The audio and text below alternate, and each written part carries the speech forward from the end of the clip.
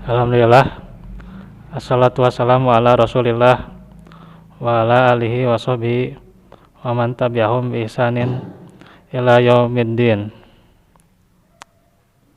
Asyhadu an la ilaha illallah wahdahu la syarikalah wa asyhadu anna Muhammadan abduhu wa rasuluh alladzi la nabiyya ba'dah.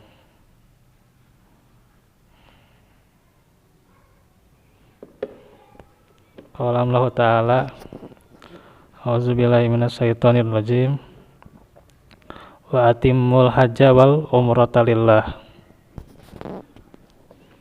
Al-ayah. Alhamdulillah, ikhwatu fillah, di malam hari ini dengan rahmat serta hidayah dari Allah Subhanahu wa taala, kita kembali bertemu dalam majelis di waktu maghrib yang seperti biasa diadakan. Ya, semoga langkah-langkah kita menjadi penghapus dosa dan juga menambahkan derajat atau pahala.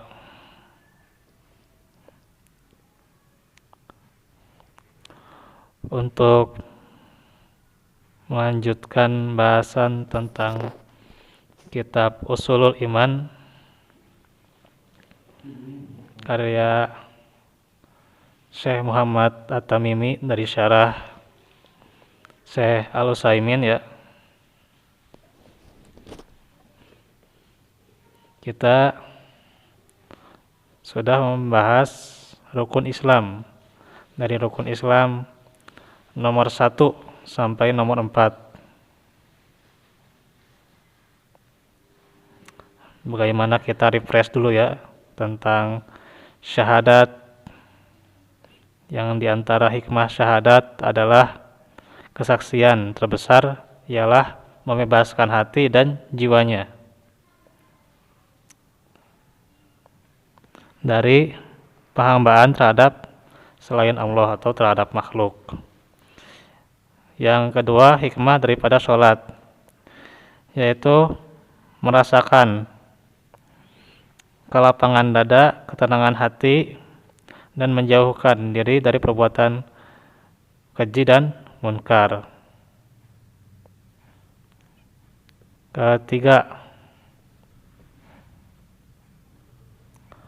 yaitu hikmah zakat, adalah mengeluarkan zakat. Itu hikmahnya membersihkan jiwa dan moral atau akhlak yang tercela, yakni dari kekikiran, pelit, bakhil, dan sebagainya, serta dapat mencukupi kebutuhan kaum muslimin, khususnya yang du'afa. Yang keempat, hikmah saum Ramadan diantaranya adalah melatih jiwa untuk meninggalkan hal-hal yang dicintai demi mencari ridho Allah Azza wa Jalla. Yang kelima, naik haji ke Baitullah. Tentu tentang kewajiban, kemudian rukun, syarat, dan fikih haji kita nggak akan ngebahas di sini ya. Apalagi memang untuk negeri kita tidak ada ya yang berangkat haji karena adanya anjuran dari pemerintah agar tidak ibadah haji ya. Jadi kita akan membahas saja tentang hikmahnya saja ibadah haji ya. Nanti fikihnya insya Allah kalau Allah mengizinkan kita bahas tentang fikihnya secara jelas ya.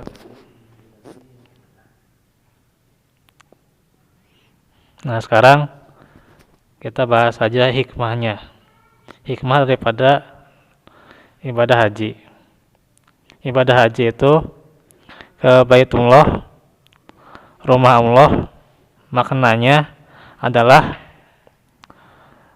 menyembah Allah dengan melakukan perjalanan menuju Baitul Haram atau rumah suci untuk melaksanakan segala bentuk perbuatan haji ya. Nah, itu makna secara definisinya. Sedangkan hikmahnya ialah melatih jiwa untuk mengerahkan segala kemampuan, harta dan jiwanya. Jadi kalau haji itu kan semuanya ya, harus punya ilmu, kemudian harta dan jiwa harus bisa memenuhi untuk kewajibannya.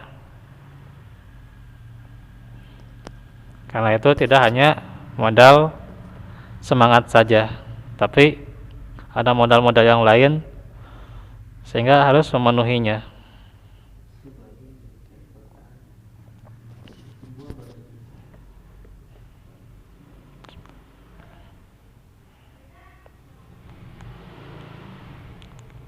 Untuk apa? Yaitu agar tetap taat kepada Allah. Oleh karena itu, ibadah haji itu merupakan salah satu bentuk jihad fi sabilillah. Nah, itu dari pembahasan rukun Islam ya, dari syarahnya. Yang intinya itulah bagaimana ibadah haji. Kalau kita lihat dari ayat-ayat Al-Quran serta hadis-hadis, yang paling inti bagaimana kita mewujudkan takwa. Itulah perbekalan terbaik dalam perjalanan hidup ya. Baik misalnya dalam hidup kita harus bertakwa secara keseluruhan ya. Dalam ibadah haji pun kan itu harus punya bekal ketakwaan.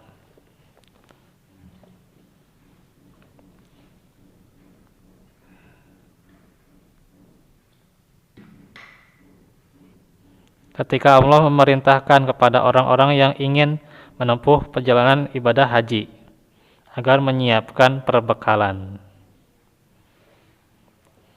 Ini ada tulisannya, cuman ini kepotong-kepotong ya. Jadi ada beberapa bagian, tapi insya Allah nanti dibahas secara full ya. Moga-moga gak ketinggalan ini pelajarannya di Telegram ya.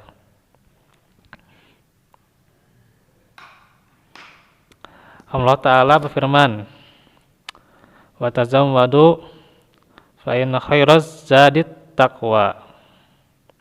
Berbekalah dan sesungguhnya sebaik-baik bekal adalah takwa. Surah Al-Baqarah ayat 197 ya.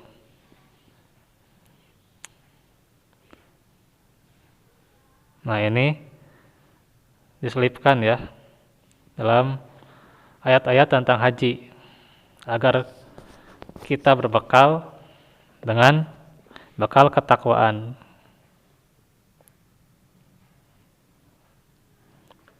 Itu adalah inti yang harus dibawa ya. Selain tentunya bekal keilmuan, harta, jiwa, yang paling penting adalah bagaimana ketakwaan. Tetapi tentunya jangan dijadikan salah persepsi, hanya ketakwaan kemudian tidak mempersiapkan apa-apa. Nah, itu salah ya, jadi mispersepsi.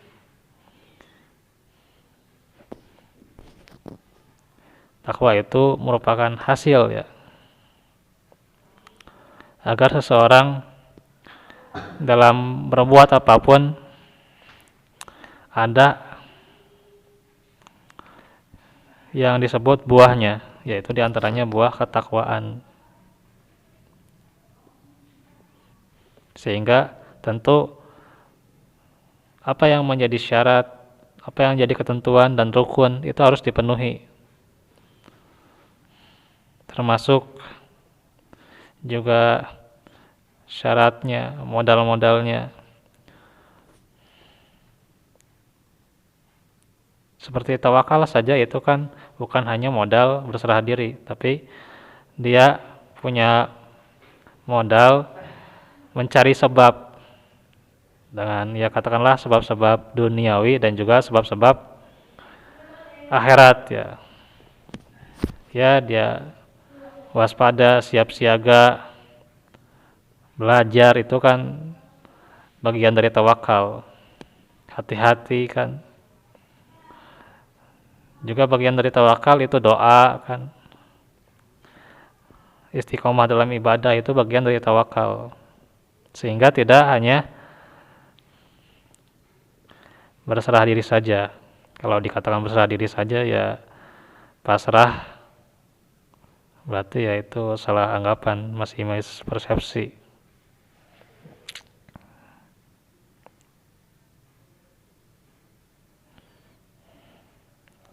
Juga dalam hadis riwayat Tirmizi, hadisnya cukup panjang ya, cuma di sini tidak ditulis semuanya ya.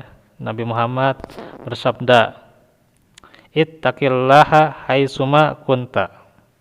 Bertakwalah kepada Allah, bertakwalah kamu ya, bertakwalah kamu kepada Allah dimanapun engkau berada. Hadisnya hasan ya, dalam Sahih Al-Jami riwayat Tirmizi. Ini perintah untuk bertakwa.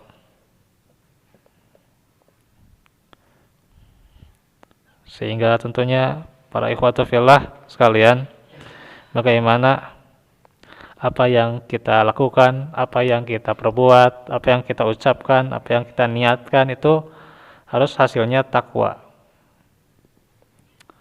Seseorang yang dia mau berbuat sesuatu, tapi baru niat ya, tapi nggak jadi, nah itu juga mendapatkan pahala dari niatnya.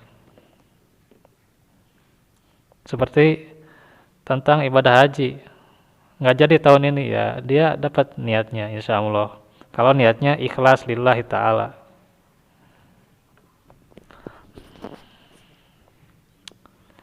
Karena itu yang intinya bagaimana yang pertama itu mewujudkan ikhlasnya. Kata Allah, wa atimul hajja wal umrata lillah. Dan sempurnakanlah haji dan umroh lillah ya. Karena Allah. Itu yang paling inti bagaimana seseorang ikhlas dalam niatnya. Karena itu bagaimana para pendahulu kita dimulai dari Nabi Muhammad dan diikuti oleh salafus sholih, para sahabat, para tabi'in dan juga orang-orang yang mengikutinya bi-ihsan dengan kebaikan,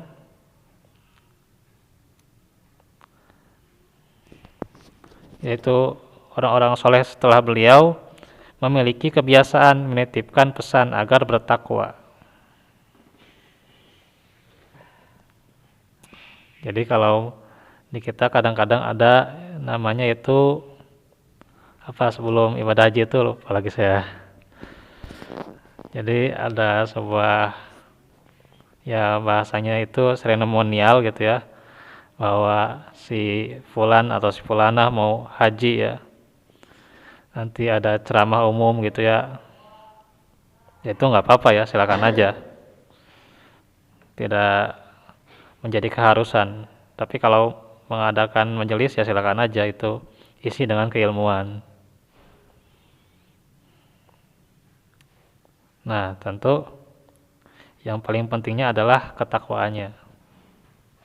Kalaupun tidak mengadakan yang seperti itu ya nggak masalah sebenarnya ya. Yang terpenting bagaimana pesannya itu, pesan ketakwaan.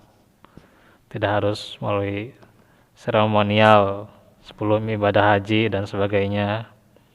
Itu silakan aja kalau punya dana, punya kemampuan. Kalaupun tidak ya jangan memaksakan diri. Karena Islam tentu agama yang sempurna ya. tidaklah memberatkan seorang hamba.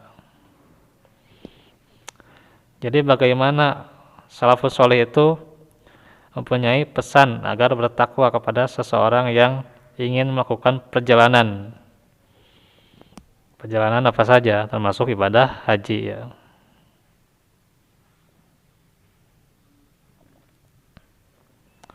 Anas bin Malik radhiyallahu anhu berkata, datang seseorang kepada Nabi Muhammad SAW. Lalu dia mengatakan, wahai Rasulullah, saya hendak melakukan safar, berilah saya bekal. Nah ini hanya sekedar melakukan safar ya, tidak disebutkan ini karena haji atau apa ya. Kata Nabi,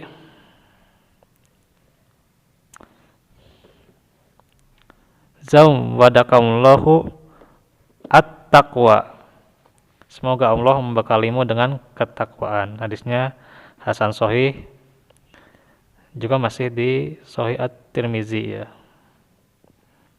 Karena itulah bagaimana intinya adalah ketakwaan.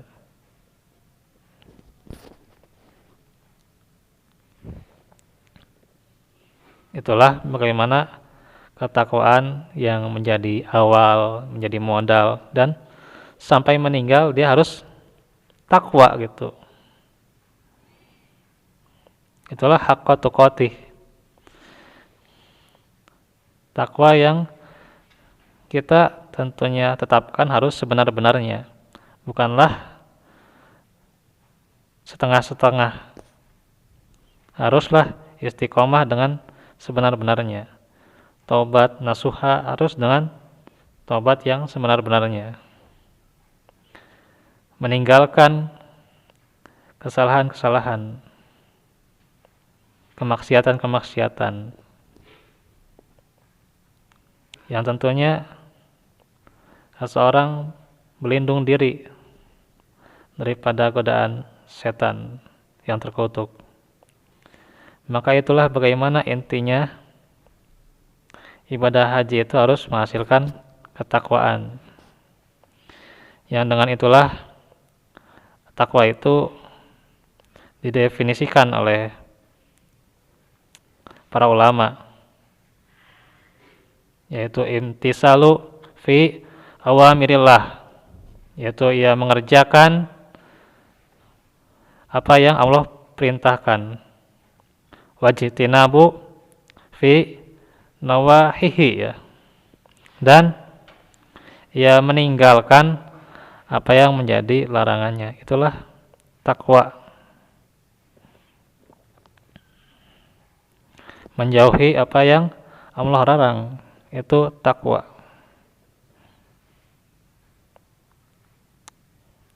Dan tentu yang namanya takut harus diwujudkan ya. Tidak hanya di mulut saja atau hanya berkata saja. Tentu ada amal yang harus dituntut. Karena itu bagaimana seorang muslim terkhusus dalam berbagai ujian, takwa itu menjadi modal yang paling utama. Karena dengan takwalah dia dapat bersabar. Dengan takwalah ia dapat menjadi pribadi yang ideal. Dengan takwa juga ia mampu membimbing dirinya dan orang lain, sehingga takwa itulah yang merupakan simbolnya dan perbuatannya. Dari apa yang dilihatnya itu akan indah dengan ketakwaan, dan juga apa yang diperbuatnya itu sangat mulia dengan ketakwaan. Karena itulah marilah kita mendekatkan diri kepada Allah, diantaranya dengan ketakwaan, yang insya Allah nanti kita akan lanjutkan lagi pembahasan bagaimana takwa itu sebagai bekal seorang muslim di pembahasan berikutnya. Barakallahu fiikum walafu minkum. Subhanakallahumma bihamdik asyhadu an la ilaha illa anta astaghfiruka wa atubu ilaik. Aku lakum lihada wa astagfirullah li wa lakum. Rabbana atina fid dunya hasanah wa fil akhirati hasanah wa qina azabannar. Walhamdulillahi rabbil alamin.